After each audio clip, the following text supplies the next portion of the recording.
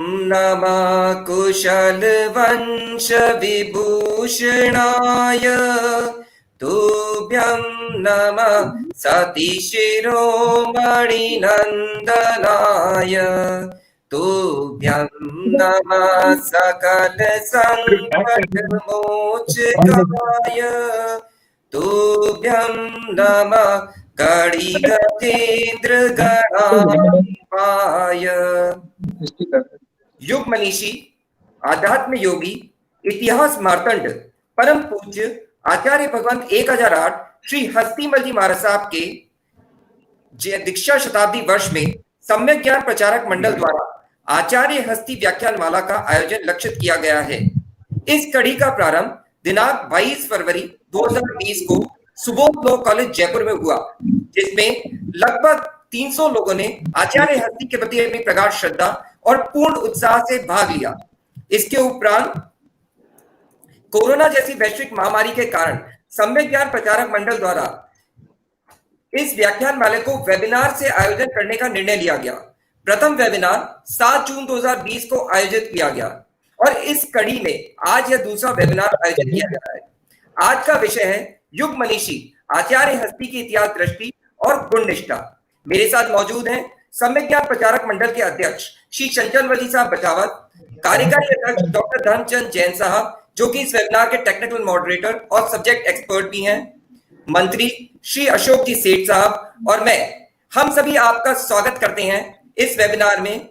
आज के हमारे वक्ता अनन्य गुरु भक्त श्री ज्ञानेन्द्र जी बावना साहब हैं, जो कि 1975 में मात्र 23 वर्ष की आयु में हमारे संघ के प्रथम महामंत्री मनोनीत किए गए तथा आगे चलकर संघ के कार्याध्यक्ष तथा अध्यक्ष के रूप में पूर्ण निष्ठा से संघ की सेवा की। आपकी विशिष्ट कार्यशैली और योग्यता को देखते हुए 1970 में मात्र 18 वर्ष की आयु में आचार्य शोभाजी साहब दीक्षा शती साधना समारोह समिति का सेक्रेटरी नियुक्त किया गया तथा इसी समारोह में सम्यक ज्ञान प्रचारक मंडल द्वारा गोल्ड मेडल से सम्मानित किया गया। आचार्य हस्ती का के जीवन चरित्र नमो पुरीश्वर हस्ती नव की प्रकाशन समिति के आप अध्यक्ष रहे हैं, संपादक मंडल के सदस्य भी रहे हैं। आपने आचार्य हस्ती को बहुत करीब से देखा है और गुरु हस्ती की आप पर महती कृपा रही है। मैं सीए ज्ञानेन्द्र जी बावना साहब से निवेदन करता हूं कि आप हम सबको आचार्य हस्ती की इतिहास दृष्टि और गुण निष्ठा के विषय में जानकारी दें। सीए ज्ञानेन्द्र जी बावना साहब।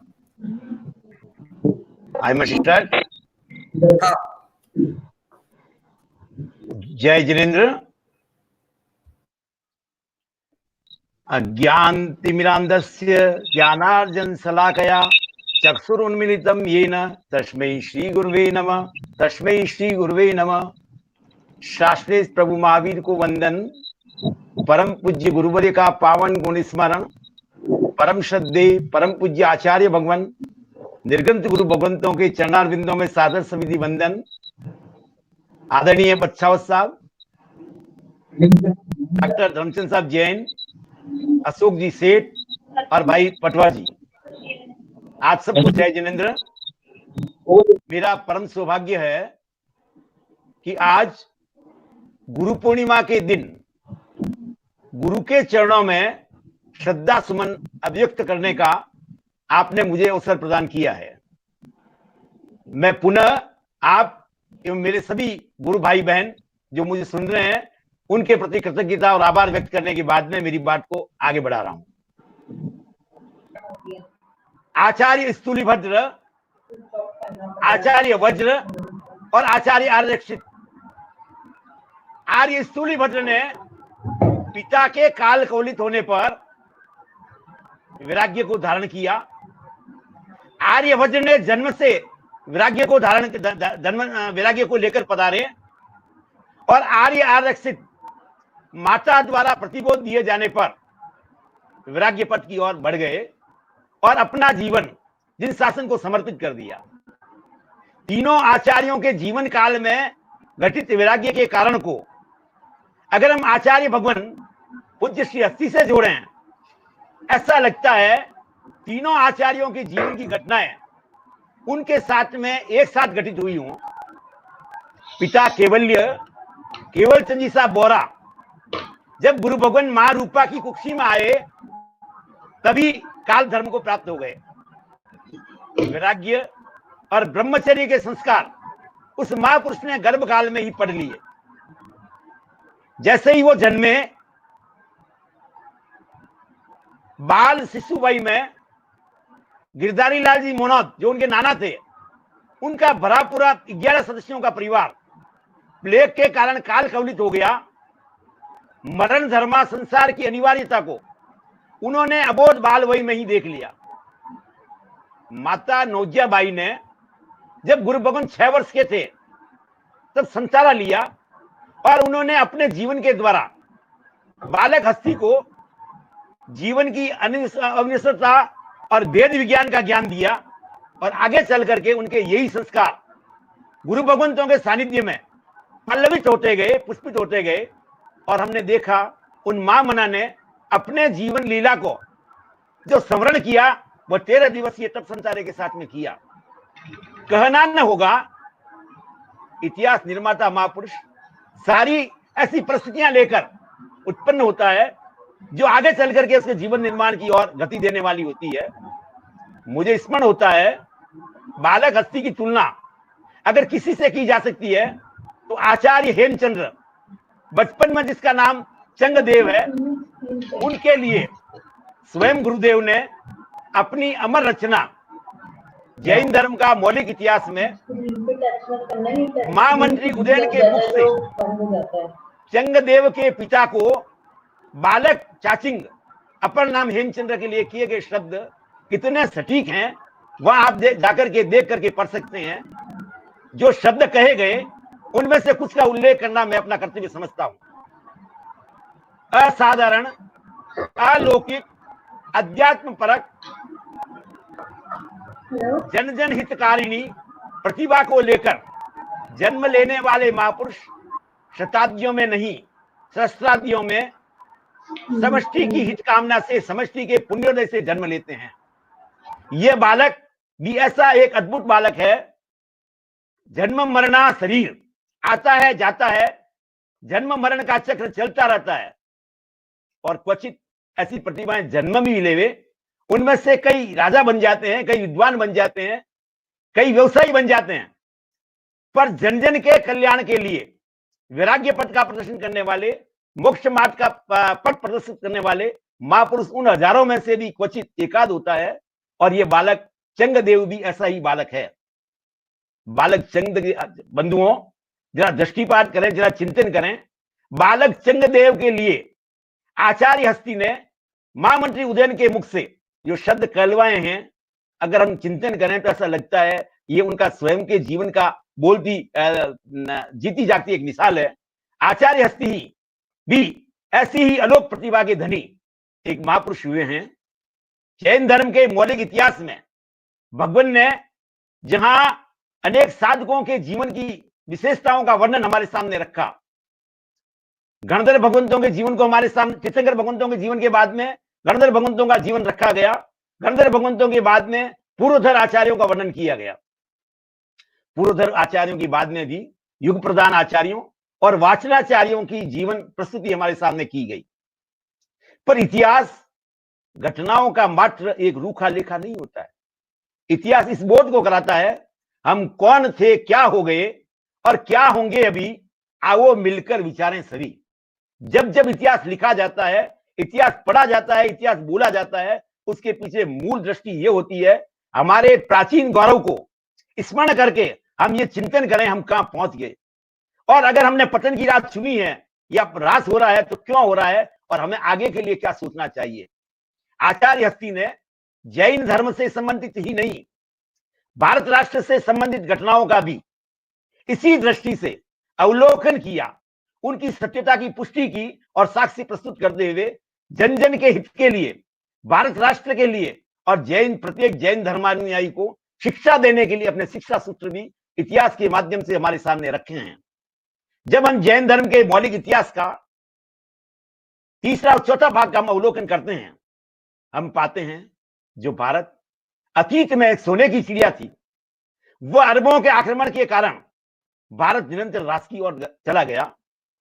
आचार्य हस्ती ने सटीक वर्णन करते हुए यह लिखा, ऐसा क्यों हुआ, जरा इसका चिंतन करने की हमें आवश्यकता है।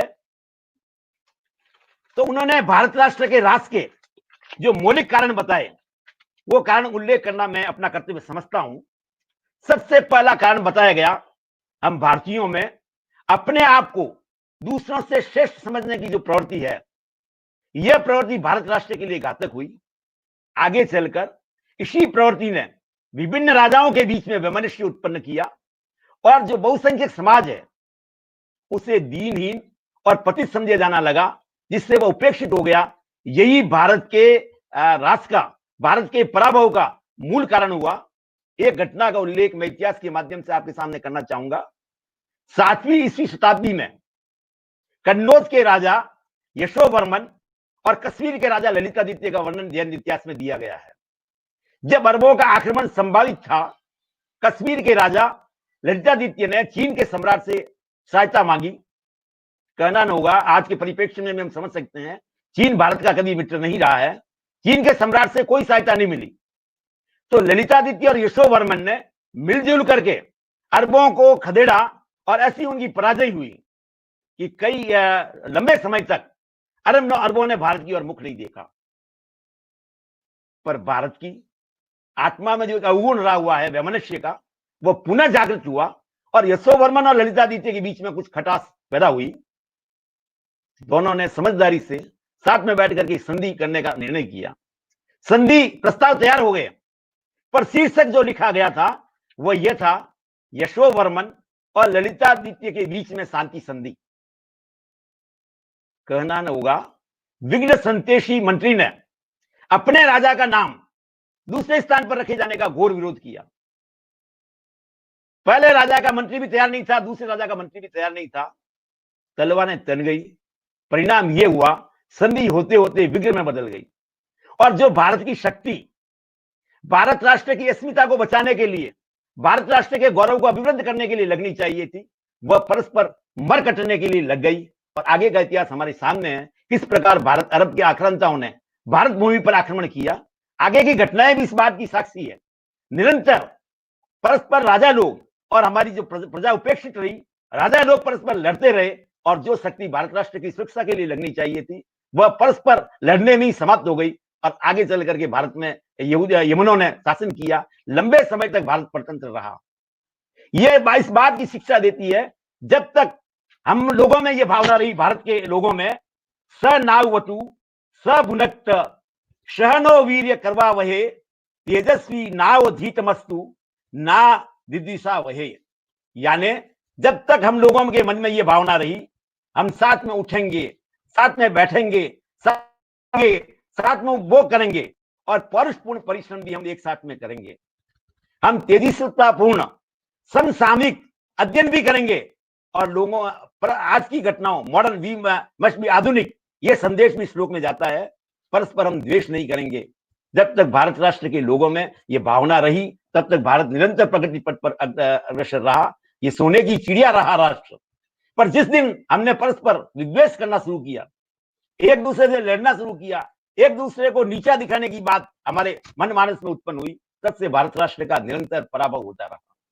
बंधुओं, यह घटना आज के परिप्रेक्ष्य में भी हमें शिक्षा देती है कि भारत राष्ट्र को अगर गौरवान्वित रखना है, तो हम सभी धर्म और जाति के लोग, सभी श्रेणी के लोग, हम एक साथ उठें बैठें, एक साथ खाएं, एक साथ में अध्ययन करें, एक साथ में पुरुषार्थ करें, तभी भारत के राष्ट्र को पुनः विश्व गुरु बनाया जा सकता है।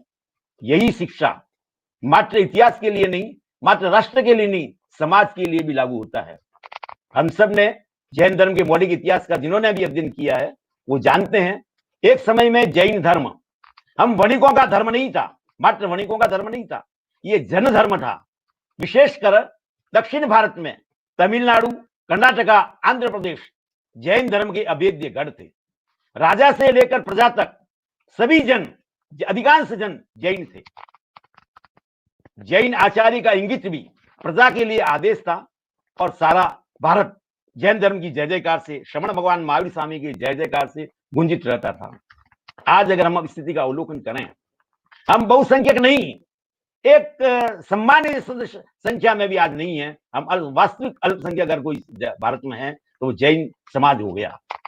चिंतन करना है, जो धर्म बहुसंख्यक था, जन जन का धर्म था, वो आज इस स्थिति में क्यों पहुंचा, उसके पीछे भी परम पूज्य गुरुवर्य ने कुछ कारण निकाले। उन्होंने अवलोकन कर अपने आत्मचिंतन से कुछ कारण हमारे सामने प्रस्तुत किए। सबसे पहला कारण था विशिष्ट जनों पर निर्भरता। उस समय के राजा लोग विशिष्ट जन की श्रेणी में थे। जैन धर्म के शासक, जैन धर्म के संचालक, जैन धर्म के अनुयायी राजा लोगों पर इतने निश्चिंत हो गए थे कि जब तक राजा जैन धर्मानुयायी है, जैन धर्म का पराभव होने की कोई ह्रास होने की कोई संभावना ही नहीं है। विशिष्ट जनों के इस निर्भरता पर हुआ ये सामान्य जन उपेक्षित होता गया और बहुसंख्यक समाज हमसे कट गया। तीसरा कारण गुरुदेव ने यह व्याख्यायित किया कि वणिक वृत्ति के लोगों ने, क्यों वणिकों में एक वृत्ति होती है, उन्होंने ये लिखा है, आज ये धर्म वणिक लोगों के हाथ में चला गया। वणिक की एक वृत्ति होती है, मेरी दुकान का माल अच्छा, पड़ोसी की दुकान का माल खराब। यही वृत्ति मेरी संप्रदाय, मेरी परंपरा, मेरे गुरु तक पहुंच गई और हमने अपने आप को श्रेष्ठ समझना शुरू कर दिया, दूसरों को मिथ्यात्व का लेबल लगाना शुरू कर दिया। ये जैन शासन के पराभव का ह्रास का बहुत बड़ा कारण बना। चौथा कारण गुरुदेव ने यह व्याख्यायित किया, अहिंसा धर्म का गलत रूप से समझना की शुरुआत हो गई। साधु के लिए जहां पूर्ण अहिंसा भूषण है, श्रावक के लिए पूर्ण अहिंसा का कहीं भी विधान नहीं है। आप भगवान ऋषभ देव के जीवन का अवलोकन करें। जब युग परिवर्तन हो रहा था तो 3 कलाएं व अन्य कलाएं सिखाने के पहले 3 बातों का उपदेश भगवान ऋषभ देव ने उन मानवों को दिया। वे थी असी, मसी और कृषि। असी यानी शस्त्र विद्या, मसी यानी लेखन विद्या, कृषि यानी कृषि कार्य। जरा चिंतन करें, 3 असी मसी कृषि में असी का उल्लेख पहले आना मात्र संयोग नहीं था। भगवान ने अपने चिंतन में सोचा, जब तक समाज सुरक्षित नहीं होगा, संगठित नहीं होगा, शस्त्र शक्तिशाली नहीं होगा, तब तक वह समाज गौरव के पथ पर आगे नहीं बढ़ सकता है। इसीलिए सबसे पहले शिक्षा दी गई थी असी। श्रमण भगवान महावीर स्वामी, जिनके शासन में आप और हम सब धर्म सेवा कर रहे हैं, उनके जीवन, बाल जीवन को आप देखें। जब पिशाच उन पर बच्चों के खेल में आया और उनको परास्त करने आया और एक बड़े शक्तिशाली ताड़ वृक्ष के समान रूप बना करके भगवान को आकाश में ले गया, तब प्रभु ने उसे शिक्षा देने के लिए उस पर एक मुक्का मारा। ये इतिहास में उल्लिखित है, कथा साहित्य में उल्लिखित है। और अपनी पूर्ण शक्ति से इस बात का प्रतिकार किया और ये प्रतिपादित किया, मानव देव दानव सभी से श्रेष्ठ है और कोई आतताई अगर हमरा पर हमला करे उसका प्रतिकार करना हमारा प्रथम कर्तव्य है। हमारा प्रथम व्रत भी, अणुव्रत भी ये शिक्षा देता है, शापराधी को छोड़ निरपराधी को आकुति की बुद्धि से हरने का पचकाम। यानी श्रावक आतताई को दंड देने का अधिकारी है। और मैं तो ये निवेदन करना चाहूंगा, विनम्र निवेदन करना चाहूंगा, अधिकारी ही नहीं, उसका परम कर्तव्य है किसी समय राष्ट्र पर, समाज पर, धर्म पर, अबला पर और वृद्धजनों पर और हमारे स्वयं पर आक्रमण अगर कोई करता है, उसे शिक्षा देना हमारा प्रथम कर्तव्य है। जो लोग ऐसे संकट के समय में भी अहिंसा के नाम पर प्रतिकार नहीं करते हैं, वस्तुतः जैन धर्म के मौलिक इतिहास में उन्हें क्लीव के नाम से, क्लीव की संख्या से अभिषिक्त किया गया है। वे लोग कायर हैं, वे धर्मी कहलाने का अधिकार नहीं है। राजा चेड़ा का उदाहरण सुने, जो भगवान महावीर के नाना थे, अमोघ बाण के धारी थे। उन्होंने भी युद्धों में शरणागत की रक्षा के लिए युद्ध करना मंजूर किया, पर शरणागत को शरण से हटाना मंजूर नहीं किया। वे भी ऐसा सोच सकते थे, इतना भीषण युद्ध होगा, मैं क्यों युद्ध करूं, तो हो सकता है 2 राजकुमारों को हल और वेल कोई मैं छोड़ दूं। ऐसा नहीं सोचा गया। शरणागत की रक्षा करना हमारा प्रथम कर्तव्य है।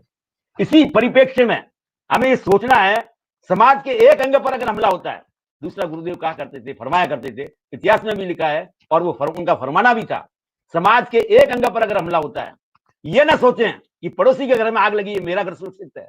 समाज के एक अंग पर आज हमला है तो ये हमला मेरे पे नहीं है, उस पे हमला है। जब जब ऐसा सोचा गया और प्रतिकार में भाग नहीं लिया गया, तब तक समाज और धर्म का पराभव सुनिश्चित है, हुआ है। और आगे भी अगर हमने ये वृत्ति नहीं छोड़ी तो धर्म कहां जाएगा, शासन कहां जाएगा, ये महज चिंतन का विषय है। बंधुओं, ये सोच करके हम आज भी संगठित हों। गुरुदेव संगठन के लिए कुछ उपमाएं दिया करते थे, वह भी करना आज मैं समीचीन समझता हूं। गुरुदेव संगठन के लिए नारंगी व खरबूजे को उदाहरण फरमाया करते थे। नारंगी आप देखते हैं, नारंगी को आप हाथ में लीजिए, ऊपर का जो खोल आपको एक दिखाई देता है, जैसे ही खोल हटा नारंगी की फांकें बिखर जाया करती है। इसके विपरीत खरबूजा आप अगर देखें तो खरबूजे पर ऊपर धारियां नजर आ रही है आपको, पर जैसे ही आप उसका खोल हटाएं अंदर से खरबूजा एक होता है। ये चिंतन हमें किस बात की शिक्षा देता है? विभिन्न परंपराएं, विभिन्न संप्रदाय, विभिन्न उपसंप्रदाय, विभिन्न गच्छ, ये संयम धन की सुरक्षा के लिए बनाई गई व्यवस्थाएं हैं आचार्य भगवंतों द्वारा। जब तक वे अपने अपने गुरु की मर्यादा में अपने अपने धर्म का पालन करते हैं, अपनी अपनी मर्यादाओं का पालन करते हैं, कोई परवाह की बात नहीं है। पर जब हम इसको ऊपर से हम एकता कर लें, करने को नारा लगा दें, श्रवण भगवान महावीर स्वामी की जय, आचार्य भगवंतों की जय, पंच परमेश्वरी भगवंती की जय, जय जिनेन्द्र भी हम एक बोल लेंगे, पर जैसे ही परस्पर कोई बात चले, हम एक दूसरे को मिथ्या दृष्टि ठहराने का, एक दूसरे को मान्यताओं को गलत ठहराने का अगर कार्य करते हैं, तो वस्तुतः हम एकता नहीं जैन धर्म का पराभव कर रहे हैं। हमें सोचना है जब जब जैन धर्म का नाम आए। इसके लिए गुरुदेव एक और उदाहरण फरमाया करते थे, जैसे भारत राष्ट्र की सेवा के लिए और प्रत्येक राष्ट्र की सेवा के लिए जल सेना होती है, नभ सेना होती है, थल सेना होती है, पुलिस आदि अन्य व्यवस्थाएं भी होती है। पर कल्पना करें वे अपने अपने नेतृत्व में, अपनी अपनी व्यवस्थाओं में, अपनी अपनी व्यवस्थाओं में वो कार्यशील बने रहते हैं, पर जैसे ही भारत राष्ट्र पर अगर हमला होता है तो एक नेतृत्व में आकर के वे भारत राष्ट्र की रक्षा के लिए एक नेतृत्व में एक नीति से कार्य किया करते हैं। वैसे ही ये विभिन्न संप्रदाय अपनी अपनी व्यवस्थाएं संभाल सकती है, पर जब जब भारत में जैन धर्म पे कोई आघात हो, उस समय हमारा ये पुनीत कर्तव्य हो जाता है, हम एक नेतृत्व में एक रीति और नीति से हमको यही बोलना है, एक ही रीति एक आवाज, जगमग चमके जैन समाज। हम भारत राष्ट्र की सेवा के लिए, जैन धर्म की सेवा के लिए, जिन शासन की सेवा के लिए हम एक हो जाएं, ये हमारा पुनीत कर्तव्य है। हमारा जो शरीर है, इसके लिए गुरुदेव का एक प्रसिद्ध भजन है, शिक्षा दे रही दे अति सुखदाई। यह भजन भी हमें ये शिक्षा देती है कि शरीर के विभिन्न अंग हैं, सब अपना अपना कार्य कर रहे हैं, पर शरीर के एक अंग में भी अगर कोई चुभन पैदा हो जाए, कोई रोग उत्पन्न हो जाए, तो सारे के सारे अंग सक्रिय हो जाते हैं। हमारी आंख सक्रिय हो जाती है, देखने को क्या हुआ है, हाथ सक्रिय हो जाता है, क्या हुआ है मुझे दूर करना है, पैर अगर कहीं जाना हो तो पैर सक्रिय हो जाता है, दिमाग निर्देश देने को सक्रिय हो जाता है। वैसे ही समाज के विभिन्न व्यक्ति, विभिन्न सदस्य इस समाज रूपी शरीर के सदस्य हैं। समाज के एक अंग भी अगर विकृत होता है तो हमें ये सोचना है समाज बिगड़ जाएगा, हमारा पूरा ढांचा ध्वस्त हो सकता है। बंधुओं, अगर रक्त की सप्लाई शरीर में नहीं हो तो भी बुरा है, और अधिक सप्लाई हो जाए तो भी बुरा है। ये सोच करके हमें ये सोचना है, मेरा कोई भी भाई कमजोर ना रहे, कोई भी भाई ऐसा ना रहे जो प्रगति पथ पर अग्रसर ना हो सके। मैं उसका साथ दूं, उसको हमेशा उसकी प्रगति में सहायक बनूं। समाज के हर सदस्य की प्रगति में मेरी प्रगति है, मेरे समाज की प्रगति में मेरी प्रगति है। ये इतिहास बोध गुरुदेव ने अपने जैन धर्म के मौलिक इतिहास के आधार पर और अपने जीवन में कहे गए वृत्तांतों के द्वारा हमारे सामने रखा। वे कृतज्ञ महापुरुष थे, उन्होंने कभी किसी का उपकार नहीं बुलाया। एक शिक्षा और गुरुदेव के जीवन से आप और हम उनके गुणों से ये ले सकते हैं, सत्वेषु मैत्रीं गुणेषु प्रमोदम क्लिष्टेषु जीवेषु कृपा परत्वम माध्यस्थ भावम विपरीत वृत्तौ। किसी के दोष देखना, किसी के दोष सुनना, किसी के दोषों का वर्णन करना ही उन्हें पसंद नहीं था, तो ग्रहण करने का क्वेश्चन ही क्या होता है। अगर कोई उनके सामने किसी की आलोचना भी करता तो एक शब्द निकलता उन्हें मुख से, कचरा मत दिखे।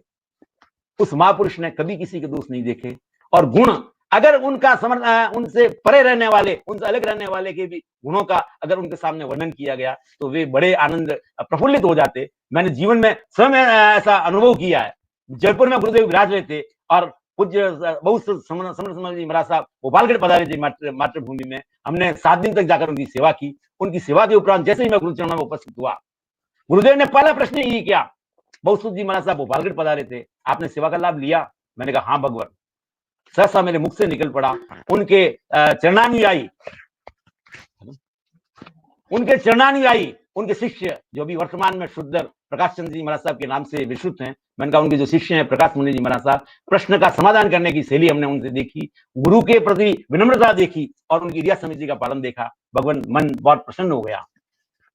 मैं पूर्ण ईमानदारी से आज गुरु पूर्णिमा के दिन गुरु साक्षी से आपको निवेदन कर रहा हूं, जीवन में गुरुदेव के मुख पर जो लालिमा बिना एक क्षण खोए छा गई, वैसी लालिमा बहुत कम अवसरों पर देखने को आपको मिलेगी।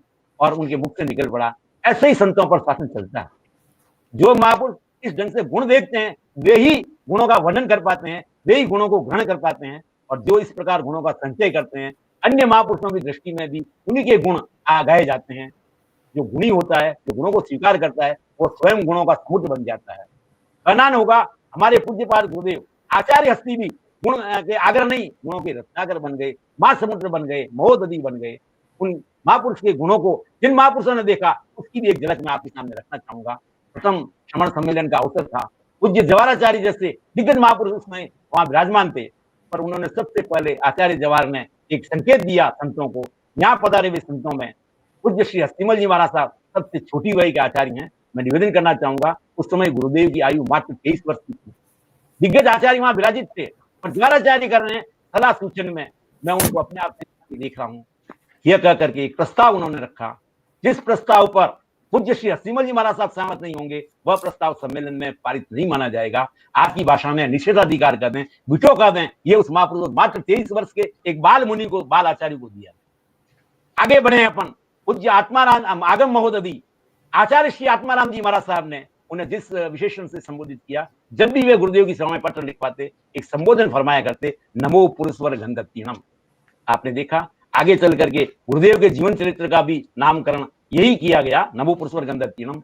ये विशेषण सक्रस्तव यानी नमोथुनम में देवादिदेव तीर्थंकर भगवान के लिए कहा जाता है। उस विशेषण से आगम महोदधि आचार्य आत्माराम जी महाराज उनको संबोधित करते। किन किन की बात करूं? पूज्य उपाचार्य गणेश लाल जी महाराज ने जब दूसरे सम्मेलन हुआ, तब संतों के सामने ये रखा आचार्य बनाने की और उपाचार्य बनने का प्रश्न खड़ा हुआ। उन्होंने प्रस्ताव किया था अपनी ओर से, या आचार्य कौन होता है? जो युवा हो, जो समर्थ हो, भारत में भ्रमण कर सके और ज्ञान दान दे सके, भारत जैन सिद्धांत की रक्षा कर सके। और ऐसे लोगों में यहाँ पधारे हुए मैं पूज्य श्री हस्तीमल जी महाराज को इसमें सर्वदा सक्षम पाता हूँ। श्रमण संघ के आगे के आचार्य आनंद सिंह जी महाराज साहब ने ये अपने शिष्यों को ये फरमाया, उनमें और मेरे में कोई अंतर नहीं है। पूज्य गणेश लाल जी, घासीलाल जी महाराज जो आगमों के रहस्यों के तल स्पर्शी ज्ञाता थे, जिन्होंने आगमों पर टीकाएं लिखी, उन महापुरुषों के लिए क्या किया, वो भी आप क्या कहा, ये भी जरा आप सुने। जब गुरु भगवान अहमदाबाद पधारे तो सरस्वती स्थानक में पधारे पूज्य घासीलाल जी महाराज साहब के दर्शन करने। स्वयं वयोवृद्ध महापुरुष उनकी अगवानी में पधारे और उन्होंने उनका स्वागत करते हुए क्या कहा, मैंने सुना था मारवाड़ में एक ऐसा तेजस्वी साधु है, इन्हें मैं जोधपुर का राजा कहूं या नाऊकोटी मारवाड़ का सरताज कहूं। ये 3 रत्न जो मैंने पाए, आचार्य आत्माराम जी महाराज, पंडित समर्थमल जी महाराज और आचार्य हस्तीमल जी महाराज साहब, और जिन शासन में मानवों में हस्ती की परंपरा क्या होती है, हस्ती का क्या महत्व होता है, ये उन्होंने व्याख्यात किया और अपनी श्रद्धा भाव से गुरुदेव की सेवा में एक अष्टक समर्पित किया, संस्कृत में स्वरचित अष्टक संचित किया। इसी प्रकार ज्ञानगंज के वीरपुत्र जी गेवरचंद जी महाराज साहब ने भी गुरुदेव के लिए क्या भाव कहे, उन्होंने भी एक अष्टक अपनी ओर से बना करके उनकी सेवा में समर्पित किया। श्रमण संघीय मेवाड़ सिंहनी मां साध्वी यश कुमार जी महाराज साहब ने उन्हें श्रमणों में पुष्कर राज की संज्ञा दी। यही नहीं, तपागच्छ के तपोपूत आचार्य रामचंद्र सूर्य जी महाराज ने उन्हें उनके ब्रह्मचर्य के लिए कहा, वे निष्ठावान ब्रह्मचारी हैं, उनके मुख से जो शब्द निकलेगा वो शब्द खाली जा नहीं सकता। निष्ठावान ब्रह्मचारी की उपमा ये भी दी गई, देवलोक से परी उतर जाए और 3.5 करोड़ रोम राजी में से एक रोम भी कंपित ना हो, ऐसा महापुरुष ही निष्ठावान ब्रह्मचारी कहलाता है। लोकमान्य साध्वी बाला सती जब उनके दर्शन करने पधारती तो दंडो करते पधारती और उन्होंने उन्हें हमेशा गुरुदेव माना। उनकी एक अंतिम इच्छा थी कि भगवान मुझे मेरे मृत्यु के समय में आपके दर्शन होने चाहिए। कार्तिक शुक्ला चतुर्दशी को उनका देवलोक गमन हुआ। जैन धर्म इस बात को स्वीकार नहीं करता है कि कार्तिक शुक्ला चतुर्दशी को विहार हो सकता है। वो बाला में विराजमान थी, गुरुदेव में पीपाड़ में विराजमान थे, तब भी उन्हें ऐसा आभास हुआ, ऐसा लगा कि गुरुदेव साक्षात मेरे सामने खड़े हैं और मुझे दर्शन दे रहे हैं, मुझे अंतिम बुलावन दे रहे हैं, मंगलिक दे रहे हैं। तो दूसरे लोगों की भी, अन्य धर्मी जैन धर्म सभी वर्गों की जिन्होंने विश्वास जीत लिया, ऐसे गुरुदेव के बारे में मैं अपनी बात को विराम देता हुआ मात्र एक अनन्य उपकार गुरुदेव का। पहला उपकार तो पूज्य आचार्य श्री हमारे गुरुनाम गुरु पूज्य आचार्य श्री शोभा चंद्र जी महाराज साहब का स्मरण करना चाहूंगा, जिन्होंने जिन शासन के सामने हम लोगों पर महती कृपा करके और हम लोगों के प्रबल पुण्योदय से आचार्य हस्ती के रूप में एक 15.5 वर्षीय बालक को आचार्य मनोनीत कर दिया गया। यह भी इतिहास का एक अमिट स्वर्णिम प्रश्न नहीं, एक स्वर्णिम अध्याय है, ऐसा मैं निवेदन करना चाहूंगा। गुरुदेव ने भी अपने कर्तव्यों को निभाते हुए, अपने गुरु के उपकरणों का स्मरण करते हुए जब वो देव लीला का श्रवण करने वाले थे, उसके पहले उन्होंने भी अपने उत्तराधिकारी आचार्य का मनोनयन करते हुए परम पूज्य आचार्य भगवान श्री राजचंद्र जी महाराज साहब का मनोनयन किया, जो गुरुदेव के पधारने के बाद में ऐसा लगता था एक बहुत बड़ी रिक्तता समाज में संग में आ जाएगी, पर उन्होंने अपने व्यक्तित्व, कृतित्व और अपने साधनामय तपोपूर्ण व्यक्तित्व से यह सिद्ध कर दिया कि गुरुदेव का चयन हम लोगों के लिए कितने बड़े उपकार का कारण था। उस महापुरुष ने अपनी अमिट छाप और गुरु की गादी को और अधिक दीप्तिमान बनाया है, और संप्रदाय की जो व्यवस्थाएं हैं, जो आचार विचार है, जो मर्यादाएं हैं, उन्हें और अधिक पुष्ट किया गया। ये कहते हुए गर्व है, वे महापुरुष हमारा पथ प्रदर्शन कर रहे हैं। जिन शासन से हम यही प्रार्थना करते हैं, वे महापुरुष सुदीर्घ अवधि तक हमारा मार्गदर्शन करते रहे और जिन शासन की गौरव गरिमा को आगे बढ़ाते रहे, गुरुदेव की इस गद्दी को और आगे दीप्तिमान करते रहे, यही हम विनम्र भावना है। लास्ट बात में मैं आपसे ये निवेदन करना चाहूंगा, गुरुदेव ने जो मनोनयन पत्र लिखा उसमें जो शब्द थे वो मैं कहने का लोभ नहीं सहन कर पा रहा हूँ। संघ से शोभाचार्य शिष्य, संघ सेवक मुनि हस्ती। उन्होंने सबसे पहला अपना विशेषण ये समझा, मैं जो कुछ भी हूँ आज अपने मेरी गुरु के कारण हूँ, इसीलिए उन्होंने अपने आप को शोभाचार्य का शिष्य के रूप में संबोधित किया। और दूसरा, उन्होंने अपने आप को संघ सेवक के रूप में संबोधित किया। बंधुओं, संघ से हम है, संघ नहीं। जैसे कहा जा सकता है समुद्र से लहरें हैं, लहरों से समुद्र नहीं। संघ से हम है, हमसे संघ नहीं। ये हमारे मन में आए, हमारे मन में रहे। इसी बात के साथ में एक दुआ बोलने के बाद मैं अपनी बात को विराम दे रहा हूँ। वे गुरु मेरे उर बसो, जय भव जलदी जहाज, आप तीरे पर तारही, ऐसे श्री मुनिराज। वे गुरु चरण जहां धरे, जंगम तीरते, सूरज मस्तक चलो, भूधर मांगे। जय जिनेन्द्र, जय जिनेन्द्र। आपका बहुत बहुत आभार। जय जिनेन्द्र। हर्ष हर्ष, जय जय। आपकी गुरु भक्ति अद्भुत है और आचार्य हस्ती का आपके प्रति जो स्नेह है वो सर्वविदित है। हम सभी को आज बहुत ही खुशी है और सभी लोगों का कुछ प्रश्न भी है आपके लिए। एक नरेंद्र जी काकरिया ने लिखा है कि गुरु के प्रति श्रद्धा उन सच्चे श्रावकों की थी। श्री गौतम मुनि जी महाराज साहब से सुना, श्रावक तुम्हारे पिताजी थे। जब तक गुरुदेव का संतारा चला, रिखप चंद जी ने अन्न ग्रहण नहीं और एक श्रावक के संग 9 उपवास किए हैं।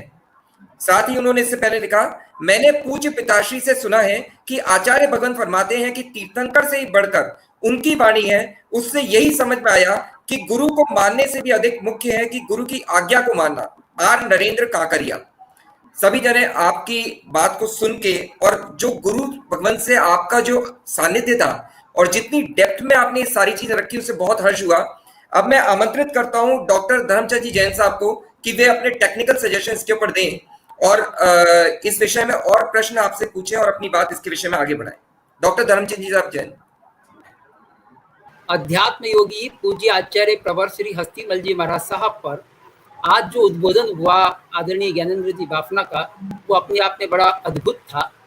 और उन्होंने 2 बातें इंगित की, एक तो इतिहास की दृष्टि और गुण निष्ठा के बारे में। सचमुच में पूज्य आचार्य प्रवर हस्तीमल जी महाराज साहब के साथ जो विशेषण लगाए जाते थे उनमें 2 विशेषण प्रमुख थे। 2 प्रमुख थे, एक तो चारित्र चूड़ामणि और दूसरा इतिहास मार्तंड। इतिहास मार्तंड का मतलब होता है कि जो इतिहास को प्रतिपादित करने में सूर्य की भांति है। सूर्य जैसे इस जगति को प्रकाशित करता है, वैसे ही उन्होंने जैन इतिहास को प्रकाशित किया। इस रूप में इतिहास मार्तंड है। इतिहास मार्तंड के रूप में उन्होंने इतिहास के 3 ग्रंथों का प्रणयन किया।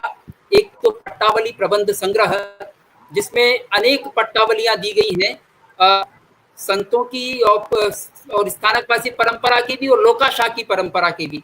7 पट्टावलियां उसमें है और ये बड़ा महत्वपूर्ण इतिहास की दृष्टि से।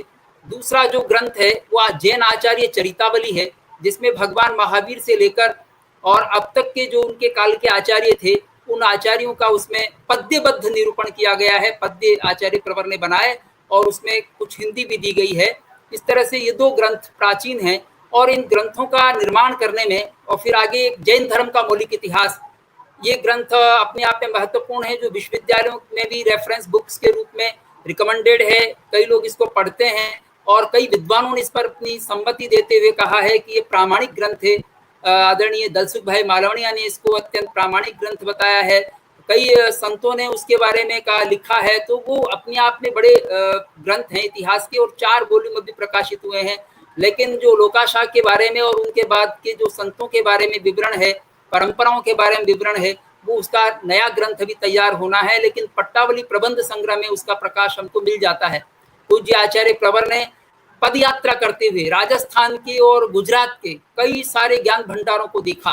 खंबात का हो या आनंद का हो या अहमदाबाद का हो, बड़ौदा का हो, जहाँ जहाँ भी कोई ग्रंथ भंडार थे, राजस्थान में भी जहाँ चाहे जैसलमेर का हो, जोधपुर का हो, कहीं जहाँ ज्ञान भंडार थे उनका उन्होंने लाभ लिया और जैन इतिहास को प्रस्तुत करने की उनकी एक दृष्टि रही और जिस दृष्टि से प्रामाणिकता को आधार बनाया कि क्या हमको सोर्सेज मिलते हैं, काल्पनिक कुछ नहीं है उसमें, प्रामाणिक सोर्सेज के आधार पर इतिहास प्रतिपादित किया गया है। और इतिहास में जैसा कि अभी ज्ञानेंद्र साहब बाफना ने बताया कि उन्होंने किस प्रकार से राष्ट्र का पतन कैसे होता है और समाज का पतन कैसे होता है। जो अपने को श्रेष्ठ समझता है, दूसरों को हीन समझता है, ऐसे राष्ट्र का भी पतन होता है, ऐसे समाज का भी पतन होता है और ऐसे व्यक्ति का भी पतन होता है, क्योंकि उसमें अहंकार आ जाता है, दूसरों के गुणों को देखने की उसकी दृष्टि नहीं रहती। तो इसके साथ गुण निष्ठा जुड़ी हुई है, उनमें गुणग्राहक दृष्टि थी पूज्य आचार्य प्रवर में। उन्होंने कुछ संतों से बहुत कुछ सीखा, आचार्य मन्नालाल जी महाराज साहब से, एक श्रावक से भी उन्होंने सीखा, कोरवाल समाज के, और धार में रह करके सीखा, मंदसौर में रह करके सीखा, सुराणा जी से, कई संतों से उन्होंने लाभ लिया। जवाहरलाल जी महाराज साहब सब जो प्रभावित थे उनसे ध्यान साधना, आत्माराम जी महाराज साहब से ध्यान साधना सीखी। ऐसे कई संतों से भी उन्होंने गुण ग्रहण किए हैं। अपने गुरुदेव पूज्य आचार्य शोभा चंद्र जी महाराज साहब से तो किए ही हैं, लेकिन अन्य संतों से भी ये उनकी एक दृष्टि थी कि मैं इसलिए वो से जैन साहब की कनेक्टिविटी का थोड़ा सा इशू आ रहा है। आई थिंक वो अभी रिकनेक्ट हो रहे हैं, 2 मिनट लग सकते हैं।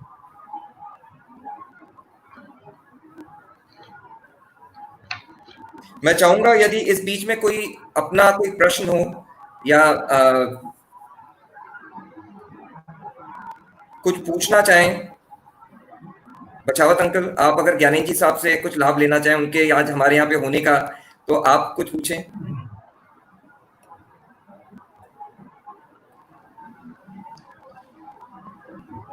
मेरे को जितना याद है, आचार्य श्री ने बीच बीच में अपने संघ का भी वापस अध्ययन करके नियमावली में भी दृढ़ता लाने का संकेत दिया था।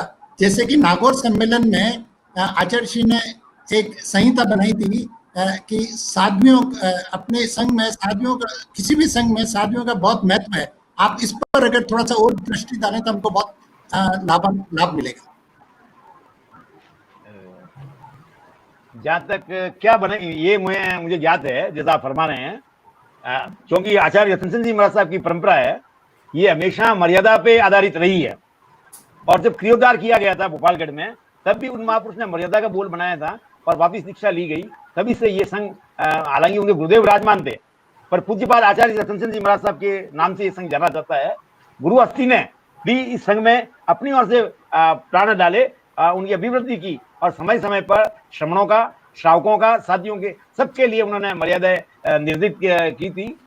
मर्यादाएं, चूंकि साथियों से संबंधित मर्यादाएं क्या है ये मुझे ज्ञात नहीं है, मुझे देखने का अवसर नहीं मिला है, इसलिए उसके बारे में डायरेक्ट टिप्पणी मैं करने की स्थिति में नहीं हूँ। पर उस महापुरुष का हमेशा दृष्टिकोण ये रहा। उनका एक सूत्र वाक्य मैं आपके सामने बोलना चाहूंगा, जब तक मेरे चादरिया उज्जवल है, मेरे ज्ञान दर्शन उज्जवल हैं, तब तक सभी क्षेत्र मेरे अपने हैं, सभी श्रावक मेरे अपने हैं। और जिस दिन इस चादरिया में एक छोटा सा भी दाग लग गया तो तुम भी मेरे अपने नहीं हो। ये बात जब सोजत विहार हो रहा था और कोठारी भवन में मैंने गुरुदेव की सेवा में एक छोटा सा बाल चेष्टा कर ली थी कि भगवान सोजत मत अपने घर नहीं है, वो क्षेत्र तो आपका नहीं है। तो उन्होंने मेरा समाधान करते हुए ये फरमाया था। ये उन महापुरुष की मर्यादा के बारे में और समाज संरचना के बारे में, असंप्रदायिकता के बारे में क्या भावना होती है, इसे अभिव्यक्ति करती है। एक और ऐसा घटनाक्रम और है, जयपुर में जब गुरुदेव श्रमण संघ को छोड़ने वाले थे, तो जयपुर के गणमान्य श्रेष्ठी स्वरूपचंद जी साहब चौड़िया ने उनसे एक प्रश्न किया कि भगवान, हमारे गुरुदेव गणेश लाल जी महाराज ने संघ छोड़ा, तो श्रावक हमारे पास में श्रावकों की संख्या बहुत बड़ी है, साधु समाज भी बहुत बड़ा है, पर आपका साधु समाज भी छोटा है और आपका श्रावक समुदाय भी छोटा है, आप किसके बलबूते ये संघ छोड़ने का निर्णय कर रहे हो? तो गुरुदेव ने फरमाया, ये मैंने, गुरु ने मुझे स्वयं दंड प्रदान किया, इसके बलबूते और मेरी आत्मा के बलबूते मैंने ये निर्णय किया है। श्रावक जी, मुझे न श्रावक की अपेक्षा है न साधु की अपेक्षा है, मेरी आत्मा का बल और मेरे गुरु का आशीर्वाद मेरे साथ। हर्ष, ये उनकी रचना है। बहुत बढ़िया। डॉक्टर जैन साहब हमारे साथ वापस जुड़ गए हैं। सर, आप कंटिन्यू करें। ये जो इतिहास लेखन का कार्य है, पूज्य आचार्य प्रवर का जब संवत 2022 में बालोतरा में चातुर्मास था, तब योजना बनी और उस समय जैन इतिहास समिति का निर्माण हुआ। जैन इतिहास समिति के अंतर्गत ही इतिहास के सारे ग्रंथ प्रकाशित हुए और अब वो सम्यक ज्ञान प्रचारक मंडल के अधीन है। जब उनका रिप्रिंट हो रहा है तो सम्यक ज्ञान प्रचारक मंडल कर रहा है, लेकिन इतिहास को इतनी तवज्जो दी गई संघ समाज के द्वारा भी कि उसके लिए एक से इतिहास की निर्मित हुई। पूज्य आचार्य प्रवर के गुणों की मैं चर्चा कर रहा था, गुण ग्राहक दृष्टि की चर्चा कर रहा था। उनके गुण तो अनंत है, गुण समुद्र थे वे, उनमें क्या कौन सा गुण नहीं था कहना मुश्किल है, क्योंकि उनमें गुणियों को देखकर प्रबोध भाव जो होता था, गुणी जनों को देखकर प्रबोध भाव होता था, और जो गुणी नहीं है उनको गुणों की प्रेरणा करते थे। दूसरी बात, वो समाज में भी धनिकों की अपेक्षा गुणियों को अधिक महत्व देते थे। धनिक अपनी जगह है, उनको महत्व था, लेकिन गुणियों को भी अधिक महत्व देते थे। एक बार उन्होंने अपने कथन में कहा भी, उन्होंने ये कहा कि विद्वानों और गुणीजनों की अपेक्षा धनियों को अधिक आदर मिलता है और उन्हीं की तारीफ होती है, वही समाज के नेता समझे जाते हैं और जाति तथा समाज की नकेल उन्हीं के हाथ में होती है। विद्वान और गुणी पुरुष का वैभव यद्यपि धन की अपेक्षा अधिक मूल्यवान है और उसका जीवन स्तर भी प्राय उच्चतर होता है, तथापि उसकी प्रशंसा कम होती है। इस कारण उसकी ओर आकर्षण भी कम ही होता है।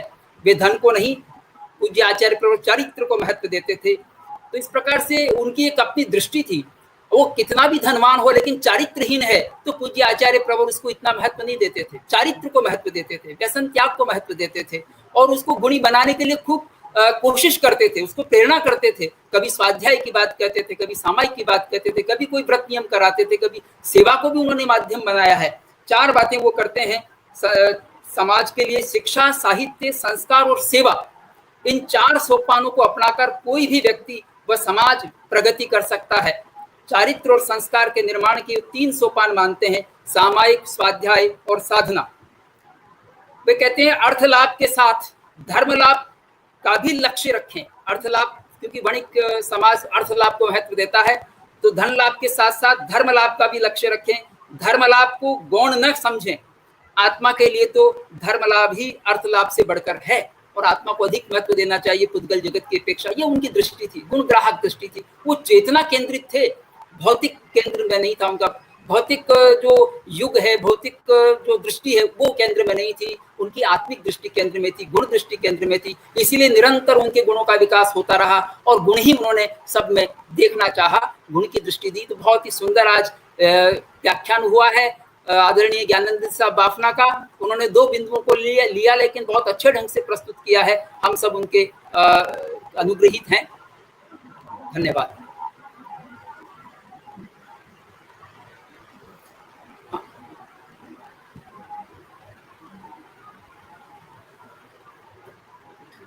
मैं रिक्वेस्ट करूंगा श्री अशोक जी सेठ साहब से कि वे अगले वेबिनार के विषय में जानकारी दें। बंधुओं, सम्यक ज्ञान प्रचार मंडल द्वारा आयोजित जो वेबिनार चल रहा है उसका अगला कार्यक्रम 9 अगस्त 2020 को सेम समय 11 से 12 बजे तक रखा जाएगा। उसमें प्रमुख वक्ता होंगे जस्टिस माननीय श्री जसराज साहब चोपड़ा, जो प्रखर वक्ता है। आप इसमें शिरकत कर आप इसमें शामिल होकर सब लोग जो है जरूर इसको सफल बनाएं, ऐसी मेरी रिक्वेस्ट। धन्यवाद।